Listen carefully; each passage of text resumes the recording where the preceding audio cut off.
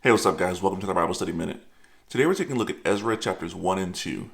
And if we're being honest, when we look at the book of Ezra, especially these first couple of chapters, it's a pretty boring read, especially chapter 2, where it's mainly a list of names and numbers that we really don't know how to make a lot of sense of. But let's talk about these two chapters and how they fit into the story of the entirety of Scripture, because these are very important passages. So the first thing we see here is it opens up with King Cyrus in the first year of his reign making a decree. And we see here that scripture tells us that this is in fulfillment of the word that the Lord gave Jeremiah. So this is Jeremiah chapter 25 and Jeremiah 29, where the Lord has said that Judah's exile in Babylon was going to be 70 years. And those 70 years are now up. And so now God is going to begin to return those exiles back to Israel.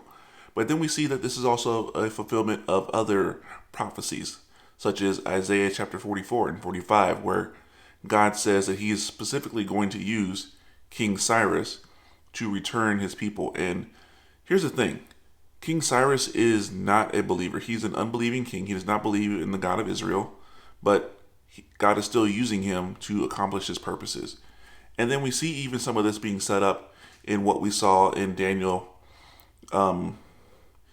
chapter 6, with Daniel being thrown into the lion's den with King Darius. And once he was rescued, the decree that King Darius made, and where everyone was to respect and worship and fear the God of Israel that Daniel worshipped. This is the decree that Cyrus saw when he took the throne, and this is probably one of the things that helped urge him to send people to rebuild the temple in Jerusalem so that the God of Israel could be worshipped again. So that's the first thing that we see here is God is keeping his word and he's fulfilling scripture. But then the next thing we see is a list of names where nearly 50,000 people are returning to their homeland in Judah to rebuild the temple. So the first thing we see here is that God is faithful to keep a remnant. He didn't just completely destroy Israel when he took them off into captivity. And even more than that, he was very specific in preserving their history, in that they had family lines and family trees where they were able to have records of all this to know who belonged to who. And the important part of this is because once the temple is rebuilt, all the worship in the temple is going to resume, which means you need to know who the Levites are and who the priests are so that they can actually serve in the temple.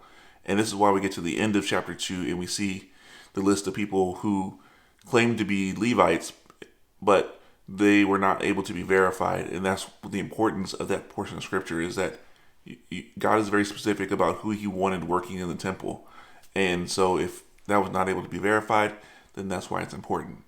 So what's our takeaway from reading these two passages? Well, first and foremost, that God keeps his word. Like the song says, Man of Your Word by Chandler Moore and KJ Scriven, God has never failed to keep his promises, and he's not going to start with me.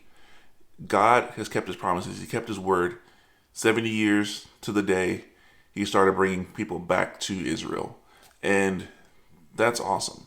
And we can even see this beginning all the way back in the book of Genesis with creation, how just God is working through the entirety of Scripture to accomplish his purposes. And he's still doing the same thing today. So the same God is working here is the God that we can trust. And we can also see that God cares about the details, which we see in chapter 2 specifically. So that's what I want to encourage and leave you with today. And until next time, grace and peace.